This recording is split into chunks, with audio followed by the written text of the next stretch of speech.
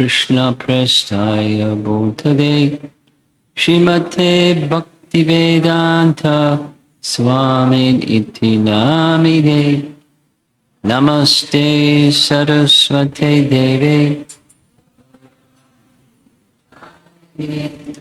Nirvishesha Shunyavadi Pastimes Jaya Shri Krishna Chaitanya Prabhu Nityananda Shri Advaita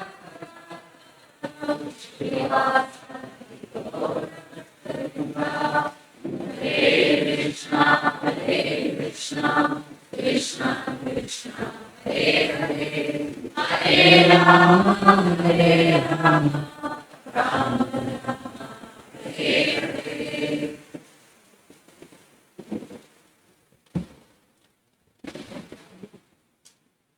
From this, a little reminder, I don't know how many of you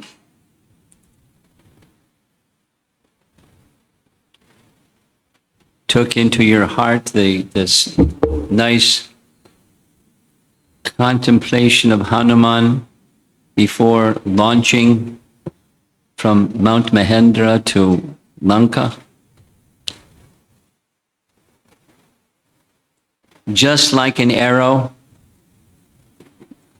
released by Raghava would fly, I too will proceed with the speed of the wind to reach Lanka, ruled by Ravana.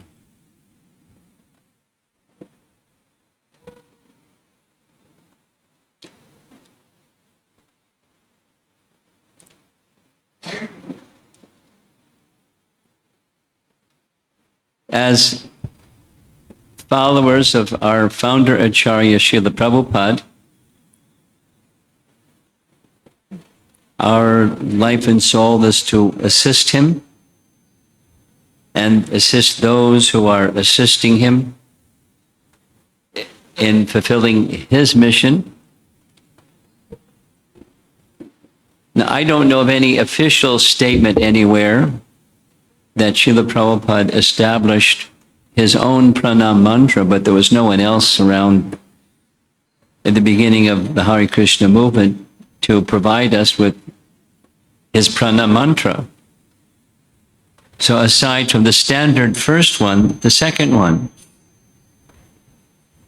Nirvishesha Shunyavadi Paschatya Desatarine.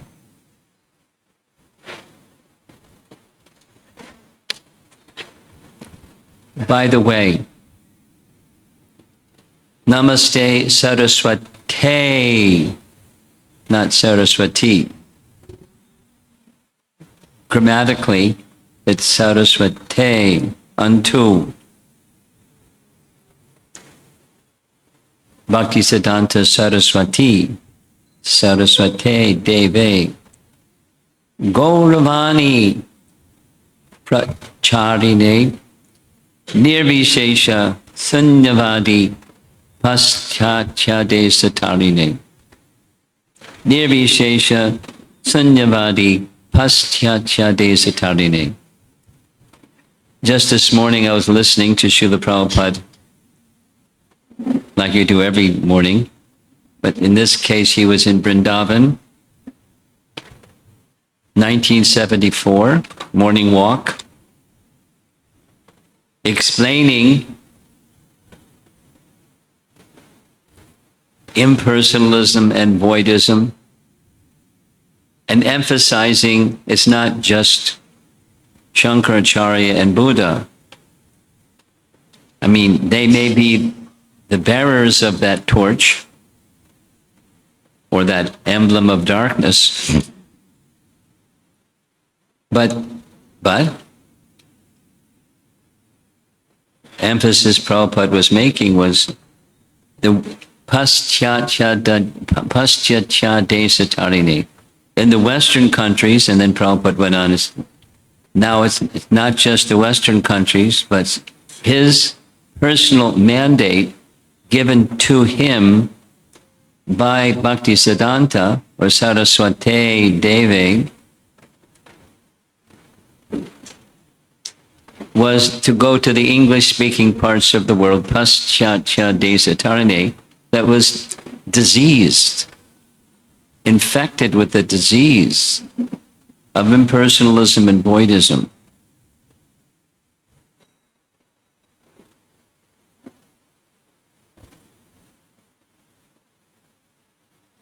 What's the arrow if Prabhupada was using?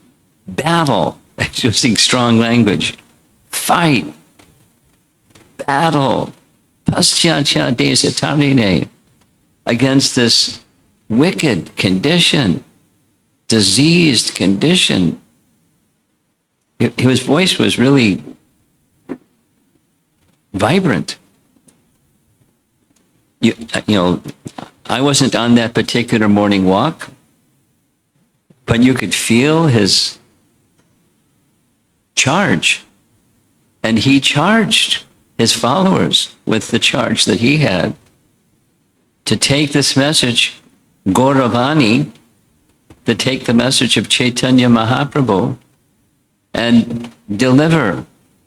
But it wasn't just the Western countries. After delivering a number of infected, affected persons from America and then Europe and then all around, back to India, also affected or infected, strongly, effectively and affectively. And that's our mission, is to assist him in his mission. And what's our principal means of getting to the place where we can be instruments of his mission? Because who are we? Conditioned souls, quite inconsequential, really tiny,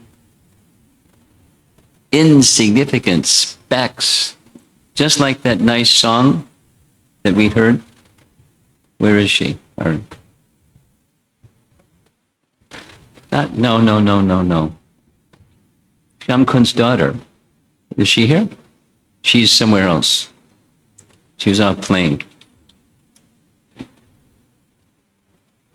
But part of that song that we heard her singing yesterday, same, incapable, very tiny, mission impossible, somehow, Krishna, please empower me.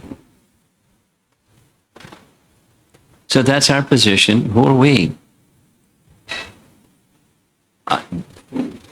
If Prabhupada is considering himself like that, who are we in relation to Prabhupada, in relation to the mission? But somehow means by getting empowerment. So this is, I like this, and the means is the chanting of the holy name. Here's a little Prabhupada story. One of Srila Prabhupada's godbrothers was a disciple of Bhaktisiddhanta Babaji. Now, Bhaktisiddhanta was not. He was adamantly opposed to so-called Babajis of Vrindavan. But one of his disciples, he was very pleased with him because he was a genuine Babaji, a Kinchana Das Babaji, and she loved chanting. There's lots of nice stories about how he loved chanting. Here's one nice story. He was living in one of the Gaudiya Math temples, and he just chanted.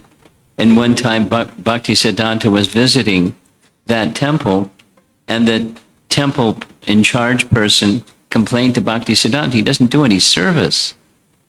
He just chants. But Bhaktisiddhanta understood it wasn't just goofing off or avoiding labor. He was immersed in the holy name. He said, he's the exception, just let him chant. In course of time, he became, during Bhaktisiddhanta's time, a Babaji. And Srila Prabhupada had loving affection. How strong did Prabhupada speak about Babajis also? But he and Akinchana Das Babaji were very dear to one another. Very dear to one another. When they would come together, it just, the rest of the world stopped. Meaning, they would just embrace one another and sit beside one another and hold each other's hand and laugh and talk in Bengali, and no one understood what was going on. The Western devotees didn't understand what was going on. It's a loving exchange. They had deep love for one another. Their portfolio was very different on the one hand, but on the other hand, very similar. So here's the Prabhupada story. One time, Kinchana Das Babaji was sitting in between. He was in the middle. Ban Maharaj was on one side. Prabhupada was on the other side. Ban Maharaj is one of the two sannyasis that was sent by Bhaktisiddhanta to go to England with a big fanfare and a big, they had a big festival and etc. And he came back unsuccessful. In Prabhupada, no big fanfare, no big fundraising. Bhaktisiddhanta or commanded or instructed each of the Gaudiya Math temples contribute something to cover their expense. Prabhupada didn't have anyone covering his expense. He had nothing. But they had the same mandate. So Akinchana Das Babaji said, talking to both of them, both of you, very scholarly, both of you, expert writers, both of you, brilliant persons, both of you with the same mandate from Bhaktisiddhanta. Both of you went to the West, and one of you was successful, and the other was not successful. Why? And they both laughed. And then he answered his own question, because he had full faith in the holy name, indicating you don't have full faith in the holy name. Not like he had. So what was Prabhupada's success? And it's true. He took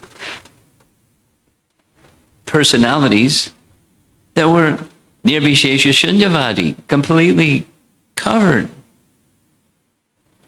What to speak of materialism and hedonism and cuckoo land products, and picked them up, dusted them off, and made them into Vaishnavas, made them into Brahmanas, made them into sannyasis, and had them go all over the world and spread Krishna consciousness. How was that possible? How is it possible?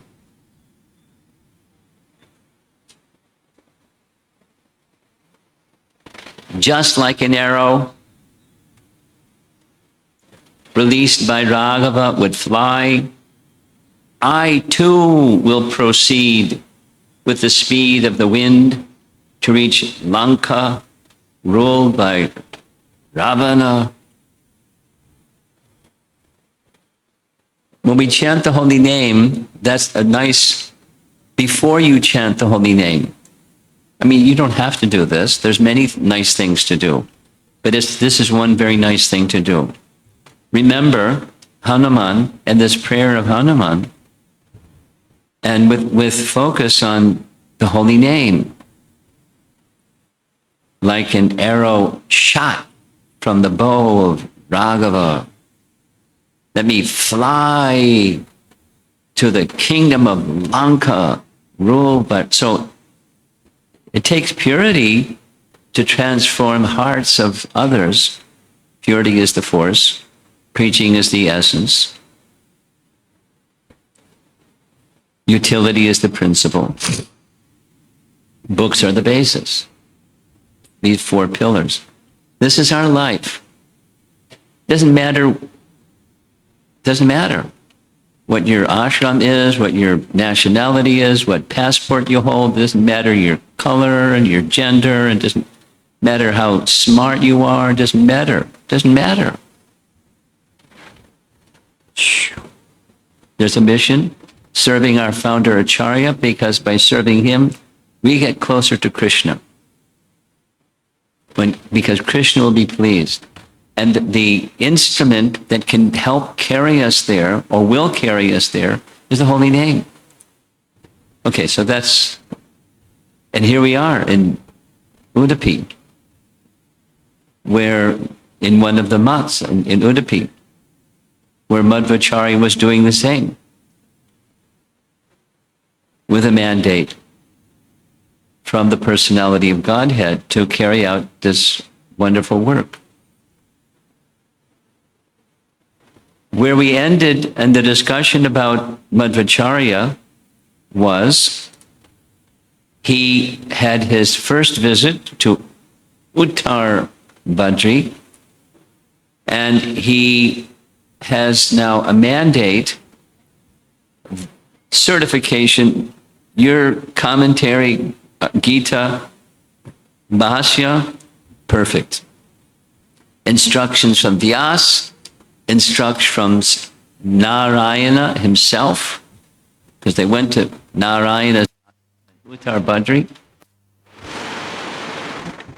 You are hereby empowered to carry out this mission. And with reservation to leave that place. It's like Vaikuntha, the description of that place and the people in that place. It's not of this world. All the souls were beyond the modes of nature, beyond karma, perfectly liberated, perfected souls. And he has to leave. But he has a mission. So when he left, he's, on the one hand, he's heading back to Udupi because he had already given a copy of his Gita Bhashya to his sannyas guru, Achyuta Preksha. He had given a copy to the deity of Narayana and Badri, to Vyasadeva, and it's all authorized. Now he's returning. So he doesn't go straight to Udupi. He takes a little bit of a detour and has some very wonderful exchanges. He didn't right away go to the places that were seats of impersonalism along the banks of the Ganges. He went along the banks of the Ganges, but he didn't stay there. According to this description, he went to Navadvip. Long before Chaitanya Mahaprabhu appeared, and Bhaktivinoda Thakur writes in Navadvip Dham Mahatmya, we discussed this a little bit yesterday, Gauranga, who had not yet appeared in his dream. Gauranga, in this dream, said, everyone knows that you are my eternal servant. When I appear in Navadvip, I will accept your sampradaya. Now, go everywhere and carefully uproot all the false scriptures of the Mayavadis, Nirvishesha Shunyavadi. Reveal the glories of the worshiping the deity of the Lord. Later, I will broadcast your teachings. Now, this is Bhaktivinoda Thakur writing these words. And then Lord Chaitanya in his dream disappeared. Madhvacharya woke up, astonished, said aloud, when will I ever see that beautiful golden form again? And a voice from the sky, not in his dream, but a voice from the sky, worship me secretly, and you will come to me. So Madhva now has yet a further mandate. Now, some of you may remember, some of you probably have really good memories. Some of you may remember more than once we mentioned one of the authors of this biography was Narayana Panditacharya. Narayana Panditacharya had a father who was Trivikram Panditacharya. Trivikram Panditacharya, along with one other person, Trivikram Panditacharya, was on the western side of India and was known during his time as the greatest scholar in that part of India. Celebrated person. Dissatisfied with the teachings that were available. Remember? Wanting to have a thorough discussion on tapa traya. The three essential sources of knowing.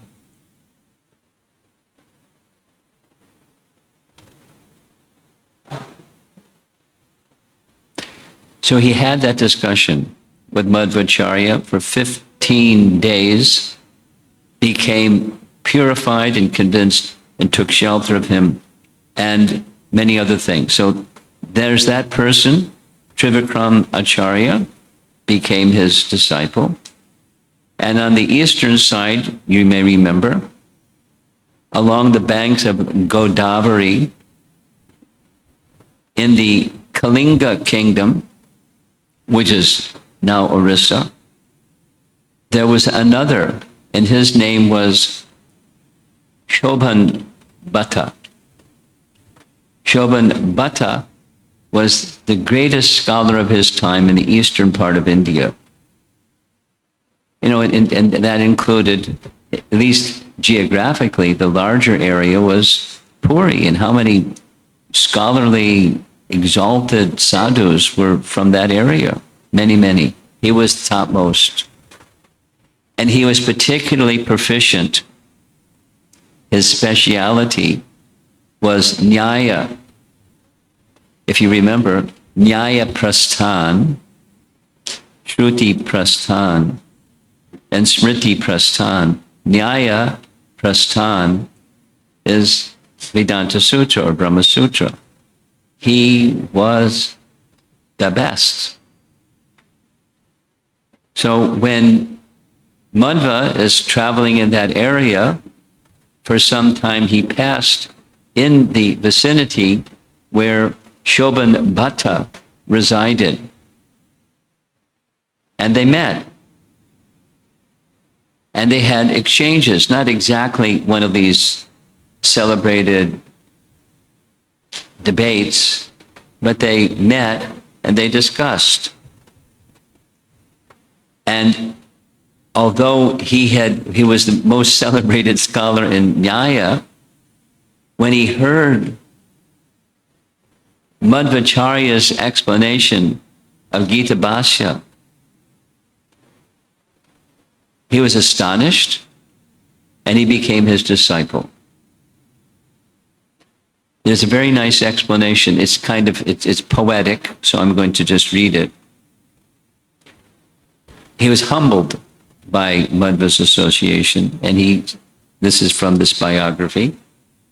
A person who was engaged in producing high quality lime by powdering shells from the sea was once unable to powder a conch shell with the reverse whirl.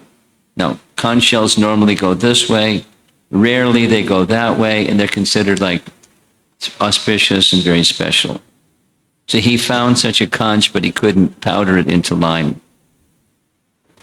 Such a person threw the conch shell away because he couldn't powder it into lime. He's using this poetic imagery. Even after many, many attempts, he threw away this valuable conch shell because he couldn't powder it. What a shame. Similarly, anyone who gets the rare and heaven-sent opportunity to study Madhva Shastra has an opportunity similar to obtaining the rare and precious conch shell as given in this example. A person who gives up such study, which is not easily obtained, is either similar in his intelligence to the foolish person who threw away the conch shell with the reverse whirl, or else he has a wicked tendency. Even good fortune in this world rewards one according to his worth. Saying in reverse, a worthy person, whenever they may have come in contact with and were able to master whatever they came in contact with, they come in contact with Madhya and Madhva's teachings, and they throw it away. What a great misfortune. He's either foolish or wicked. He became his disciple. And not just became his disciple, but Madhva then trained him thoroughly, hearing and chanting, explaining the Shastras and answering his questions. This particular devotee became Padmanabhatirtha. Now, some of you are familiar with our disciplic succession from Bhagavad Gita. And it has multiple sources, but Bhaktisiddhanta extracted from those multiple sources. And the next in line in our Bhagavad Gita disciplic succession list is Padmanabhatirtha. Padmanabhatirtha, who previously was the super scholar from the eastern part of India, became prolific writer on Madhva's teachings. Two of his prolific writings was a commentary on his Gita Bhashya and his commentary on his extended commentary of Brahma Sutra. You remember from Trivikramacharya, the one on the western side of India, found that the writings of Madhvacharya were so refined and so succinct and so terse, most people wouldn't understand it. So he asked him, he requested, can you make an expanded commentary on Brahma Sutra Bhashya? To oblige Trivikramacharya, he did that. 900 verses to cover the 550 verses was Anu Vyakyayana.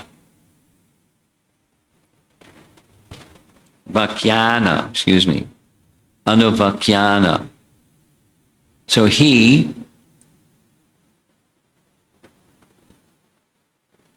Padmanabhatirtha wrote a commentary on that commentary. And he wrote a commentary on his Gita commentary. And historians of the Madhva line say that he, Padmanabhatirtha's commentary on Madhva's commentary, stood for generations as the refined explanation until Jayatirtha, who we're going to hear about more shortly, like tomorrow morning, Jayatirtha wrote commentary on his commentary, which is a commentary on Madhva's commentary. And he was given, Jayatirtha was called Tika Acharya. Tika means commentary. But Padmanabhatirtha, in the line of disciplic succession, very important person. Very important person.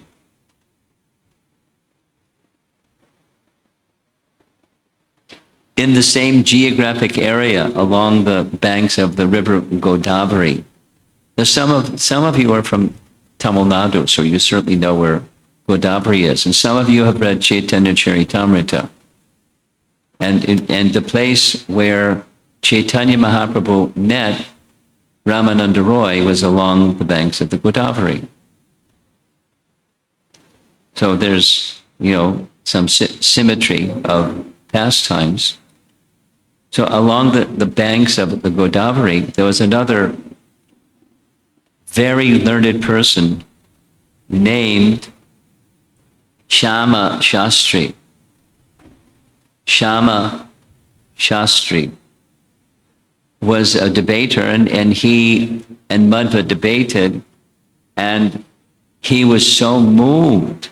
I mean, she was so moved by Madhva's association very quickly. It's not like I surrender, I give up, you beat me. He became an ardent follower and sannyasi in Madhva's line, a direct sannyas disciple of Madhva. And he became Narahari Tirtha. So again, you look into the cyclic succession list in Bhagavad Gita. After Padmanabha Tirtha is Narahari Tirtha. And I'm going to get a little excited here. It's really nice. He went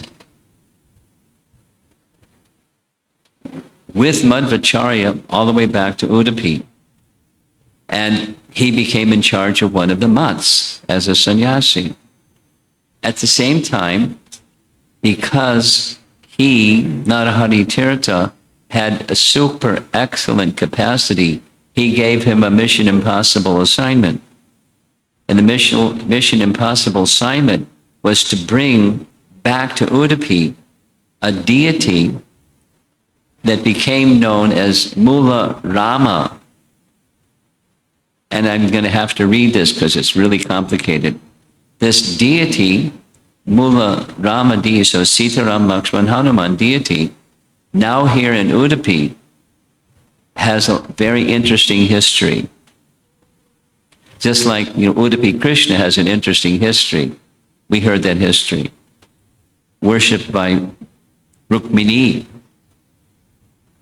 and then transported and then worshipped by Madhva. So this deity, Mula Rama, is also here, brought by Narahari Tirtha. Here's the history. It passed hands, the deity passed hands 16 times, starting with Lord Brahma. Lord Brahma requested Vishwakarma to manifest, to create deities of Ram, Lakshman, and Hanuman. And Brahma worshipped these deities every day. After worshipping them for a long time, doesn't say how long, he handed them to Jabala Muni so they could be worshipped on this earthly realm, from Satyaloka to the earthly realm. Jabala Muni worshipped them for some time, and then he gifted them to Shiva and Parvati, who worshipped them. And Shiva and Parvati made a gift to Daksha. Daksha worshipped them for some time, and Daksha then gave the deities to Shobhari Muni. We know Shobhari Muni. Shobhari Muni worshipped them for some time. And because of Shobhari Muni's elevated status, he had them returned back to Satyaloka. From Satyaloka, they were then passed on to the sun god Vivaswan. Now he's not in Satyaloka, he's in the heavenly realm. But because of his pious merit, Vivaswan himself worshiped these deities, the sun god. And the sun god gave them to his son, Vivaswata Manu. Manu gave them to his son, Ikshvaku. Ikshvaku brought them to this earthly realm once again. And Ikshvaku personally worshipped them as his own deity. And then Ikshvaku gave to his sons and through the disciplic succession of kings. Mandata, Anaranya, Trishanku, Parishchandra, Sagara, Bhagirath, Ambarish, Dilipa, and down to Dasarath. Dasarath, Ramchandra's father, worshipped the deities of Sita, Ram, and Lakshman. And when his sons were born, he named the firstborn son after the deity.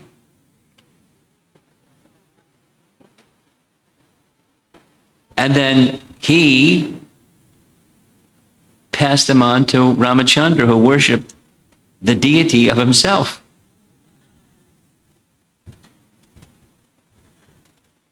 While Ramachandra was ruling, after he returned after those 14 years of exile, he returned and became crowned as king.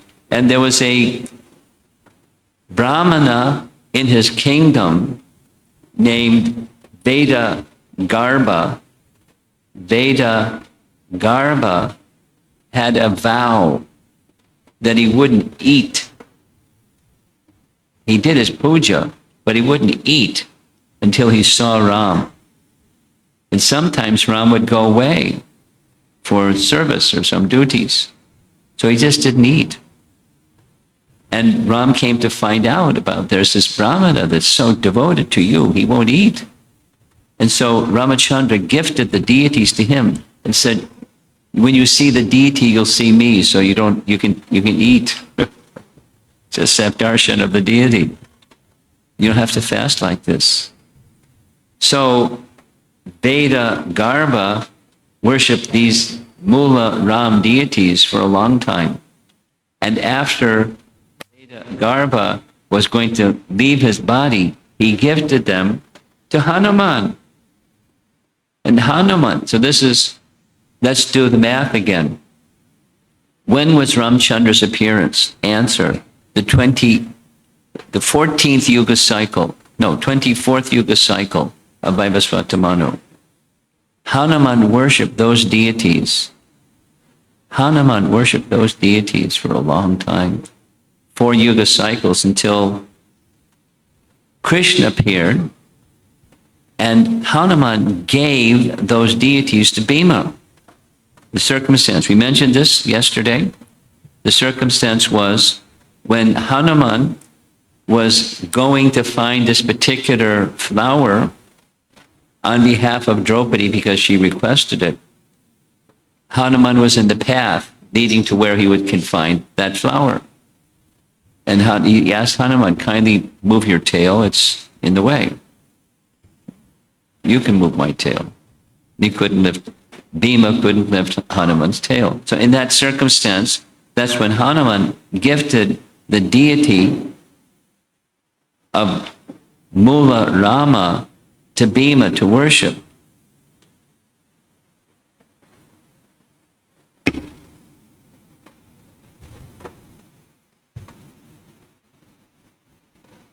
And that deity was then worshipped by the line of kings in the dynasty following the Pandavas.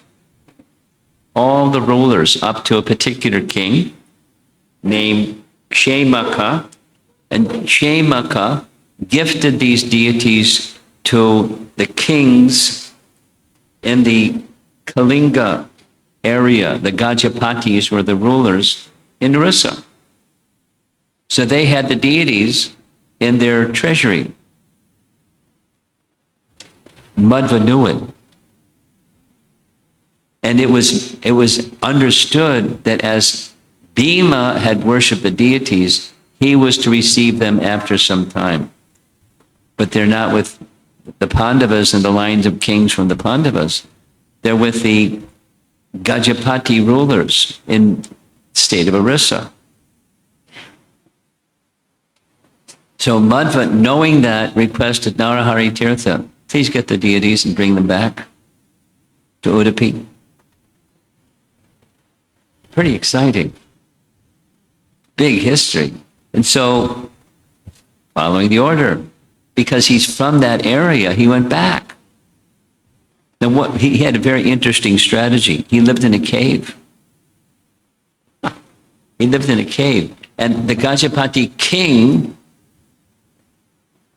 died, leaving his minor son as the prince regent, but he was not old enough to rule.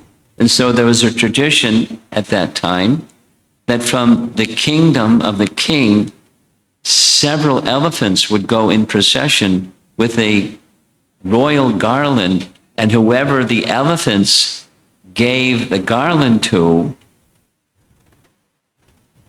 he would become the person who would occupy the throne of the king until the son of the king was old enough to rule the kingdom. So there's Narahari Tirtha living in a cave. Outside the cave, he heard a lot of commotion.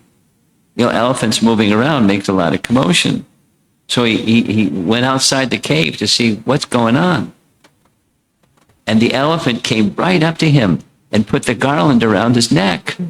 And the ministers were going, what? Now, Narahari Tirtha is a sannyasi and a sadhu and a Brahmin scholar. But they wanted him to become king, so he became king. And there's this long description of when he ruled as king. It wasn't for a long time because there's this younger son, and he's going to grow up and become ready to rule the kingdom. So, but while he was ruling the kingdom, with military force, he protected the kingdom from, because, a kingdom that doesn't have a strong ruler can be an object for people trying to take over. He fought with such vigor and effectiveness that everybody was amazed. Even he was amazed. But it's not just, fighting as a Kshatriya. He did social beneficial works, long description. He was loved. This biography says there's inscriptions in various temples of his heroic achievements as a great ruler for just a few years. And in the position of king, and as in the position of a great devotee of Madhvacharya, he strongly impacted the lives of aristocratic people in that area and also in Andhra. Celebrated person, very powerful. Now the young boy became old enough to rule, and so Narahari Tirtha turned the kingdom over. He wasn't attached. He was quite detached. And so the ministers were so impressed with what he had done and so grateful with what he had done. They asked him, please take a benediction from us, a gift out of respect for all of what you've done. And he said, there's just one thing I want. The Mularam deities. Pretty good strategy to get the Mularam deities. He didn't have to steal or doing funny stuff. Serving expertly. And so they went to the treasury, they found the deities, and there he goes back to Udupi with the Mularam deities, mission accomplished. And it is said that the deities reached Madhvacharya 3 months and 16 days before Madhvacharya's disappearance. And he established those deities. We'll hear from Shamakund later. Where is this other temple? It's Raghavendra Swami Mutt. You'll hear. He knows, I don't. He then, Narahari Tirtha, became the successor of Padmanabha Tirtha, of one of Madhva's months. He remained alive for 9 years, and then that command of that mutt was passed on to another. And meanwhile, because of who he was continuing to influence aristocratic, educated, important people in that Kalinga kingdom and in Andhra. And his conclusion of his life was near Hampi. His samadhi is there. That's where he left this world. At Chakratirtha. And commentary-wise, he also wrote a commentary on Madhva's commentary, his Bhagavad Gita commentary. Now here's an interesting detail. In that list of disciplic succession, starting with Madhvacharya and Narahari Tirtha, the next two also were, all four of them were disciples of Madhvacharya, direct disciples, not generations and generations. Madhva was very powerful, and he engaged very capable persons. They were elderly, and one after the next, so four in a row. In that list in our Bhagavad Gita, they're direct disciples of Madhvacharya, not just the next generation.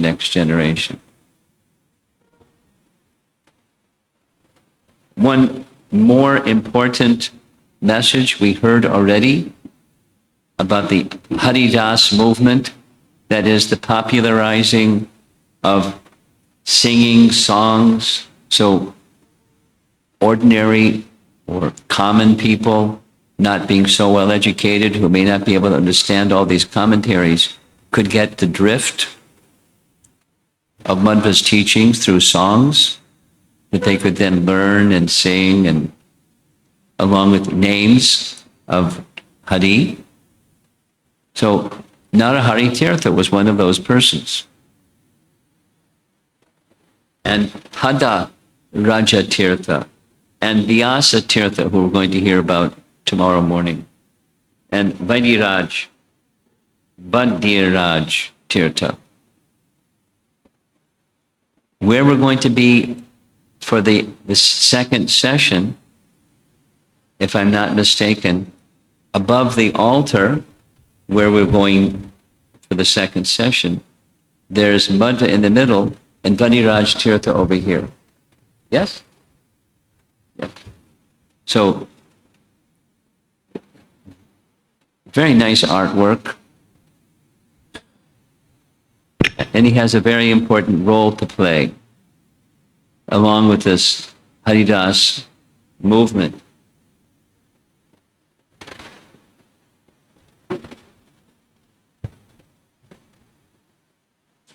Now comes a very well-known, much-loved incident. Madhva completed his journey back from Uttar Badri. He's now in Udupi, and he's preaching vigorously to his followers and to people who would come and want to challenge him, because there were both. And his fame was expanding quickly. And you know, when fame expands quickly, then detractors also expand quickly. So persons were coming, sometimes just to hear, sometimes to challenge. And he met everybody. It was not particular, and was very effective. Specifically, this biography written by Narayana Panditacharya says, even his sannyas guru, Achyuta Preksha Tirtha, who was from the Bhagavat Sampradaya, but had become, in the course of years, influenced by impersonal teaching, now was giving up his impersonal teaching because he really was being purified. He liked what his disciple Madhvacharya was speaking. And there's details, not just his teaching, his personality, his features, his eloquence, his demeanor, everything. The package was perfect.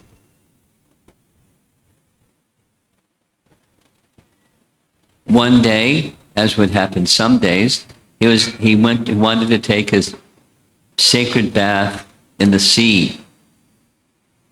The place that he went was about 3 miles away to take bath, 3 miles away.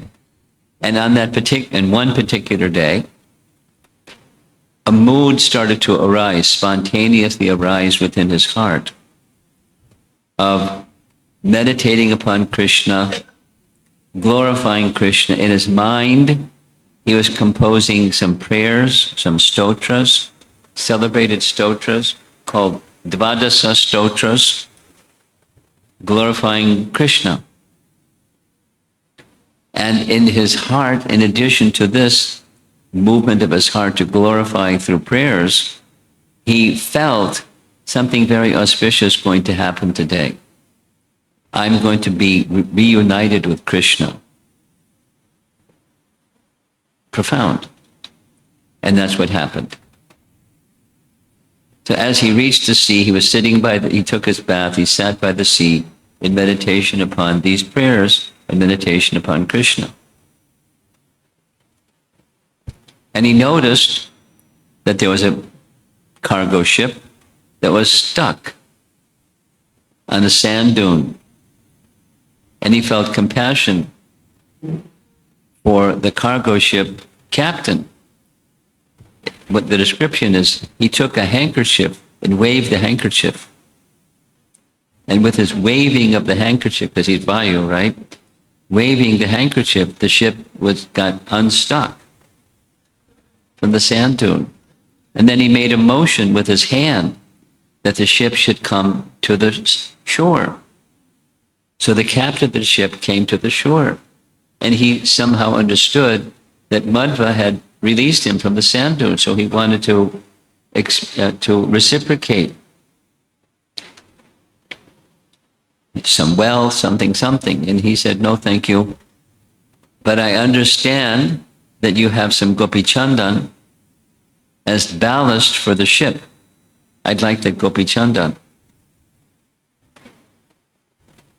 So the captain said, sure. They tried with 30 men to pick up the gopi chanda. They couldn't. So Madhva went to the hull of the ship, and just with his own two arms, he picked up the gopi chanda and said, thanks a lot. But he knew. And sure enough, as he walked some distance near the place where the Balaram temple is, the gopi chandan broke open, and these three deities emerged. One of the deities, the Balaram deity, was installed there, and then the Janardhan deity further south, and Udupi Krishna went to Udupi. After bathing the Udupi Krishna deity, he installed the deity. Specifically, this biography said he had been to the places where they had magnificent temples with big gopurams, and he had following that would easily have done whatever he wanted, but he wanted something simple, and so that's what happened. A simple temple. And the deity is the form of Krishna as a child. Not a baby, but a child. So he has a churning rod and a rope in his hand, the other hand.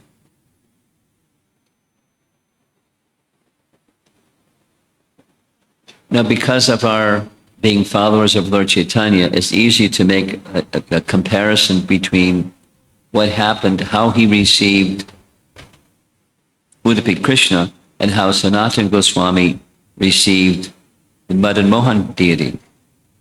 Very similar. A ship stuck on a sandbar, and a little different, but similar.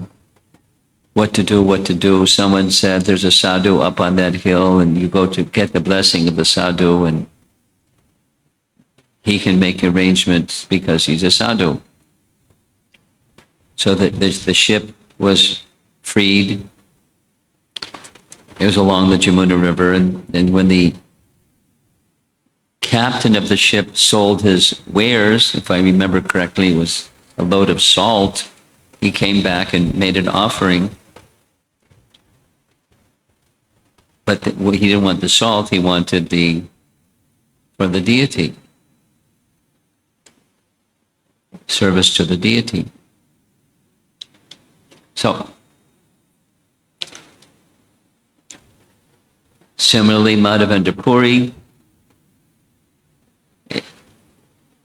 in a dream, the Gopal deity came in his dream, and he began worshiping very nicely. So transcendental reciprocation between elevated Vaishnavas and deity forms of the Lord are not unheard of.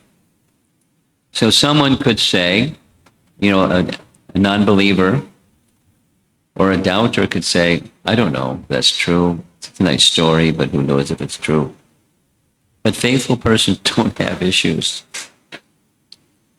Now, we don't just hear any old story and people, because there are such things as any old story, but these are traditionally accepted narrations. In this area, going back in time, the influence of impersonalism or Advaitavad had been significant, substantial, and strong. But over time, by Madhva's presence and his preaching and his personality and his influence, all of that was changing. As you remember, the temple that Achyuta Preksha was in charge of prior to Madhva was in this same category of mixed, largely influenced by impersonalism. But the Math transferred to Madhvacharya and became Sri Krishna Math.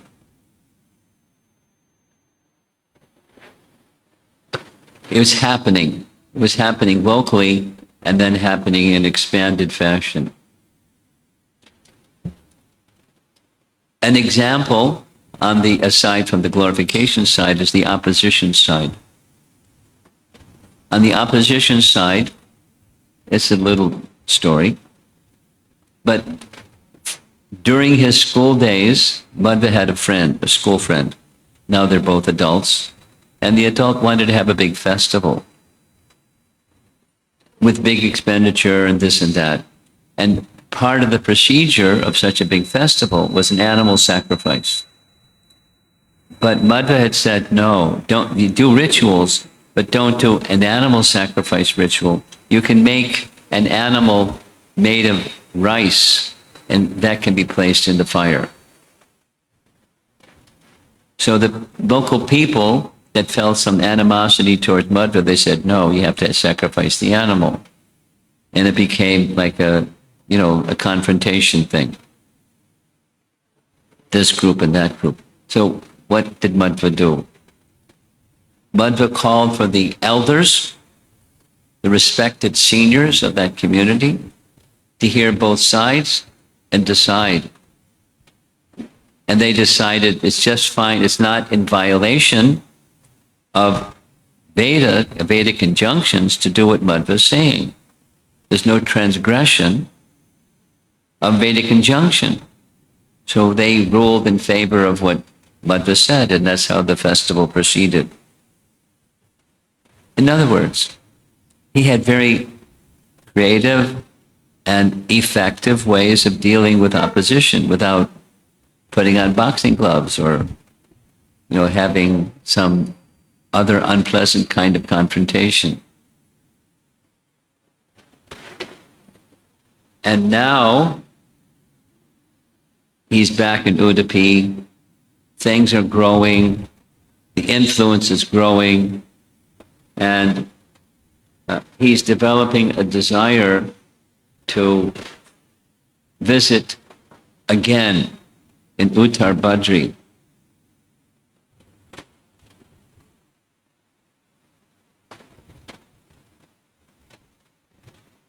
His idea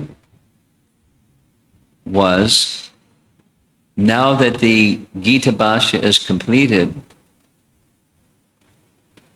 I'd like to now compose a Brahma Sutra Bhashya.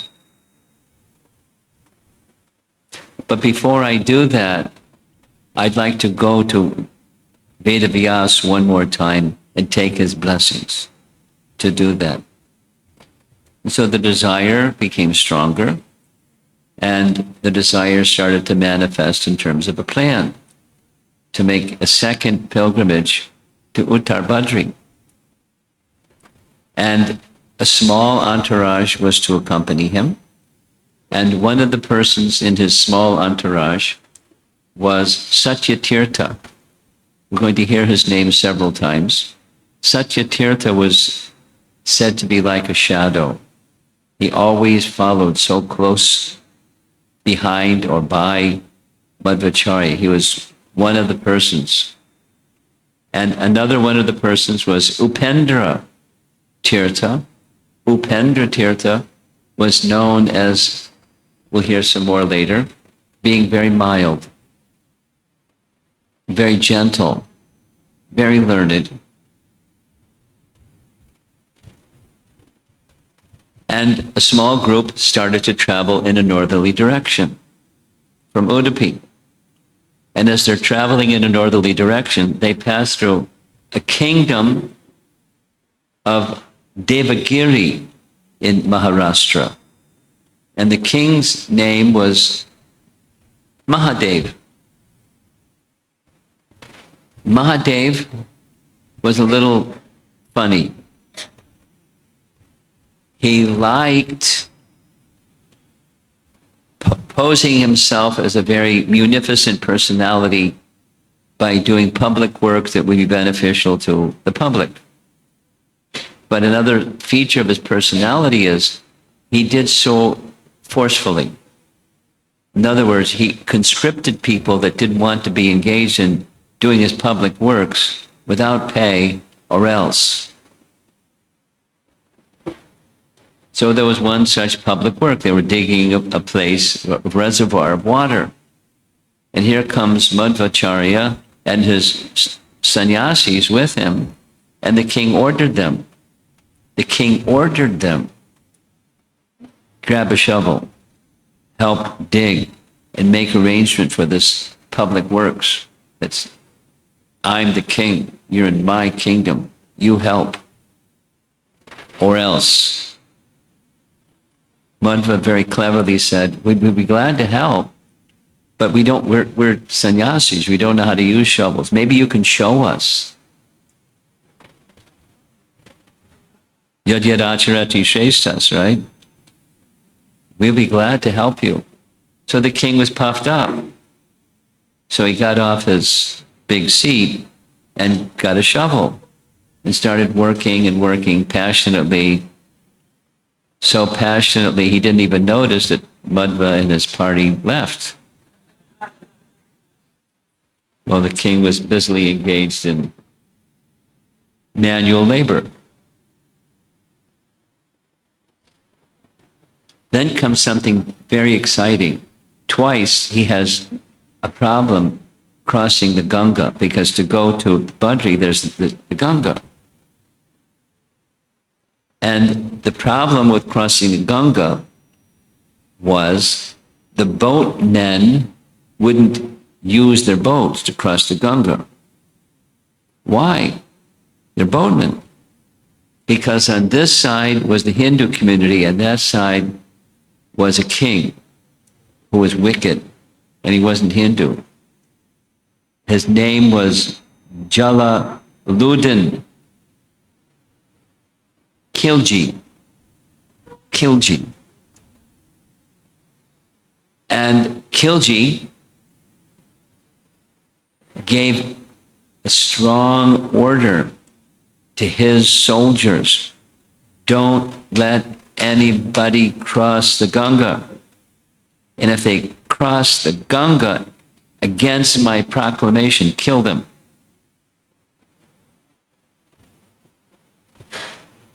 So the boatmen wouldn't cross the Ganga. And there's Madhva with his group of devotees, and they have a strong desire to go to Badrinath. So what did he do? Well, if you're Madhva, you don't have a problem with anything. He led the way, took the hand of one of the persons, and they followed behind him. And the river Ganga flows very swiftly, and while they're getting wet, they crossed, it's said in this biography, it was like Vasudeva crossing the Jamuna, the water parted. You know, it's like the biblical thing that the Red Sea parted. And they crossed. And the soldiers were waiting on the other side. And they have an order from the king. Don't let anybody enter our kingdom. Kill them. They saw this group of sannyasis crossing in this way, and they were astonished. But they also had this mandate from the king, kill them. So they're ready to arrest them and kill them. Although they're like impressed with how did they do this. So Madhva somehow was able to speak in impeccable Persian, and he knew what they were concerned about. We're not spies. No, and his demeanor and his speaking Persian certainly helped. Impeccable Persian, not like how I might try to say something in some language that's not my language. His features, his demeanor, his speaking, he said, I'm not here to violate the king. I'd like to have a personal meeting with the king. Can you arrange it? And they didn't kill him. They didn't harm him. They just let him go. And he kept his word. He went straight to the palace of the king. And when the king saw them, because he was notorious for being the kind of ruler that if somebody wasn't part of his religion, killed them. That was the kind of ruler he was. But they came right to the palace. And the king was astonished. How did he survive my soldiers? How did they let him go? And how did he cross the Ganga without boats? He was astonished. And again, his demeanor, his speaking impeccable Persian, said, I've not come as a spy. I'm not here to do any harm. We're sadhus. We just want to go to a sacred place in the Himalayas. And the king was so moved just by that verbal and physical presence of Madhva. His heart softened. This king that likes to kill people that aren't part of his religion. So quickly, he said, please stay in my kingdom. I'd like to give you a part of my kingdom to rule. And Madhva said, no thanks, I don't want a kingdom to rule. But just with your blessings. So he now had the friendship and support of this cruel king who wanted to give him a big province to rule under his kingdom, within his kingdom. One more little episode will end. What time are you supposed to end? 9:30? 10:30. 10:30. Okay. Dacoits. Besides no roads, dacoits. So there's 3 dacoit situations he dealt with. One of those dacoit situations that he dealt with was some dacoits saw these sannyasis coming, and with their weapons raised, they started charging at the sannyasis. Madhva took his upper garment, which was golden looking in color. He bundled it up and threw it in their direction. It appeared to them to be gold. He thought they were surrendering gold to the dacoits. And the dacoits started fighting amongst one another over who would get the gold. The problem was over, except then they had their dispute with themselves. It was just one of his garments. Then, you remember hearing about Upendra, gentle, mild Upendra. Here comes bandits and robbers #2, and these all had swords. and with their swords raised, they came charging at the sannyasis. Mild-mannered Upendra grabbed a sword from one of the robbers and started chopping all the robbers. Dexterously, chopping and chopping and chopping, and bloody mess, and the remaining robbers fled. What was this? These are supposed to be sannyasis. And the members of the party were equally astonished, like, we never saw Upendra ever even touch a sword, what to speak of dexterously use a sword, what to speak of what he did to these robbers. So they asked Upendra, did you go to martial arts school, or,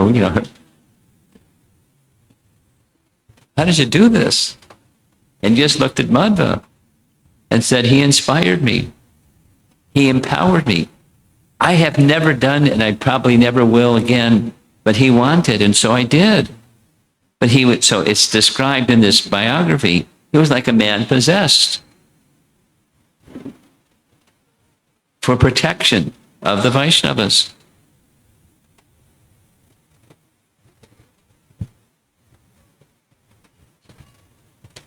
The strength of Bhima was transferred to Upendra, and for at least for a little while, he exhibited that Shakti. Then there's another one that's very different. Each of these is very different. In the third case, they're being approached by a band of robbers. And as the robbers were approaching with their weapons raised to plunder these mendicants, they suddenly appeared to the robbers to be rocks. And the robbers looked at the rocks. What happened?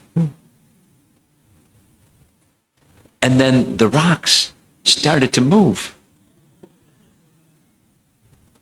And they were double astonished. And as the rocks continued to move, they transformed again into the sannyasis. And the robbers understood, these are extraordinary people. So they followed behind them, not to rob them, but to beg forgiveness for their great mistake.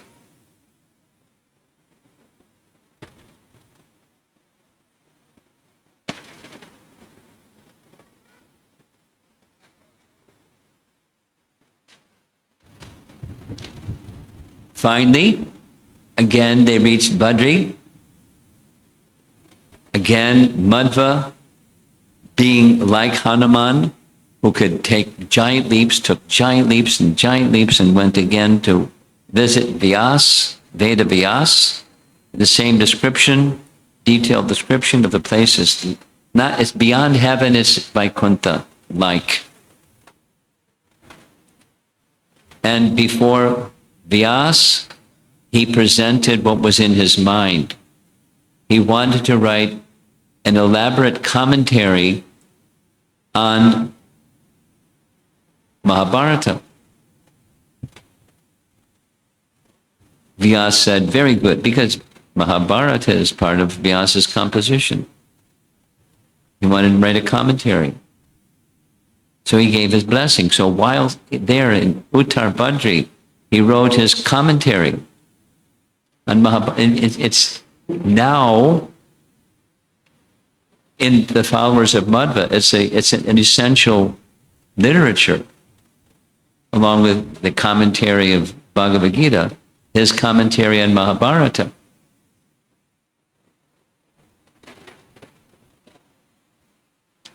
Because within Mahabharata, similar to Ramayana, we mentioned this yesterday, but there's many truths and lessons of life and hidden understandings.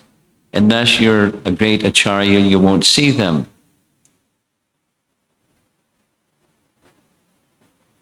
But Madhva could see them, and he wanted to express them. So he got the blessings of Vyasadeva, and he began compiling Mahabharata Tatparya Nirnaya.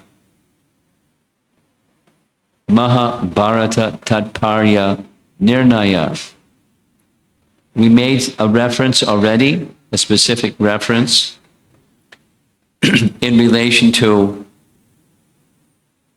Parshuram in his encounter with Ramachandra from this same book, although that's a Ramayan pastime. It's narrated within Mahabharata. And he has very interesting things to say.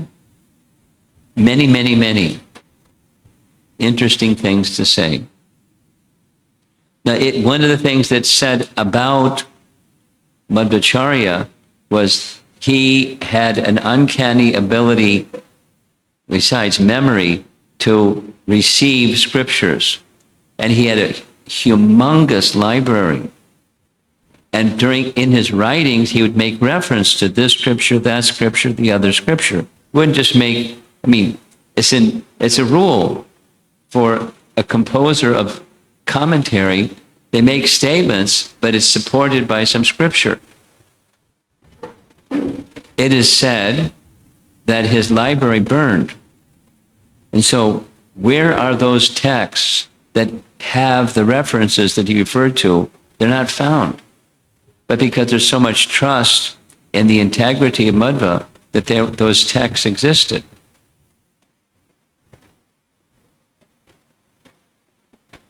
So in addition to this commentary on Mahabharata, Tatparya Nirnayas, he was given 8 Shalagram Shilas directly from the hand of Vyasadeva.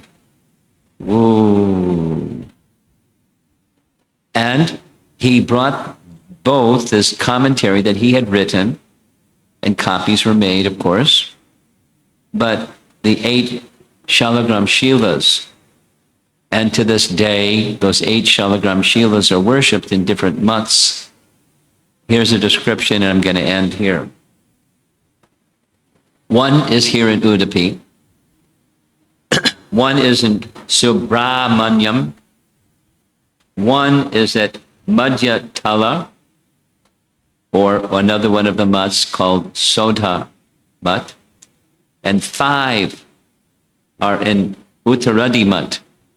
Makes 8. So he left, and we're going to continue shortly with his journey back to Udupi after visiting his second time in Uttar Badri.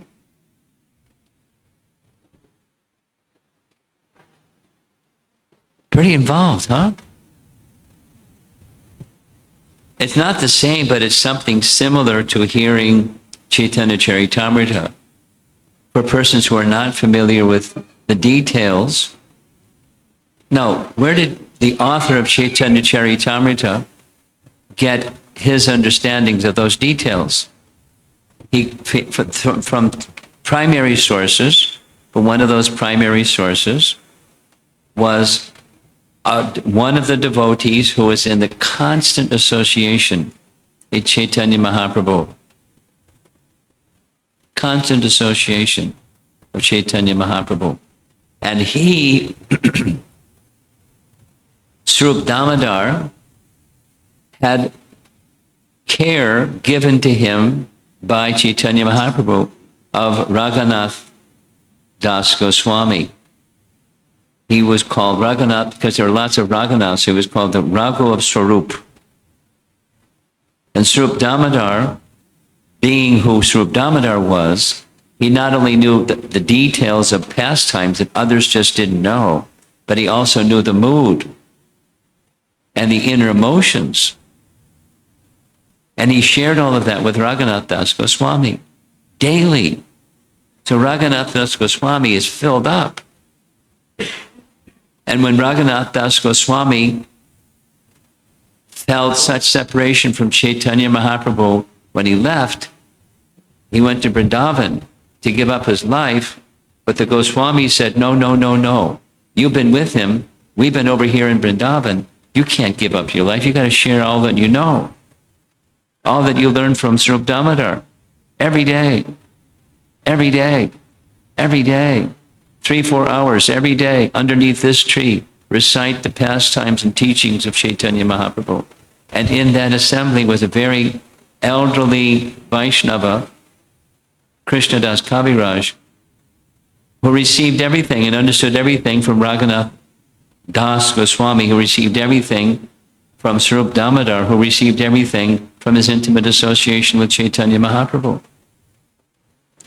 So this is that kind of literature, this biography, the details of the life of Madhvacharya. Similar, not identical, but quite similar. What do we know? But these are authentic personalities giving authentic text, and we just accept on their purity and their authority. Okay, so I've gone past time. It's now 10:35, and something else is on the schedule, but we're going to assemble together what time? 11:30? 11 o'clock in the adjacent mutt, Okay, and your class is at 11:30. okay. You got that? We're going to shift to another place, walking distance. And we're going to assemble over there. You all are going to assemble and have some kirtan, I guess. And then at 11:30, part 2. And so if you have questions from this session, in 55 minutes, you can get ready to ask those questions. In fact, we can start with questions. Maybe we'll do that. Questions from this session, the beginning of the next session. How's that? So it's fresh in your mind. Srila Prabhupada ki Jai. or Premanandi. Hari Hari. Jai. All of you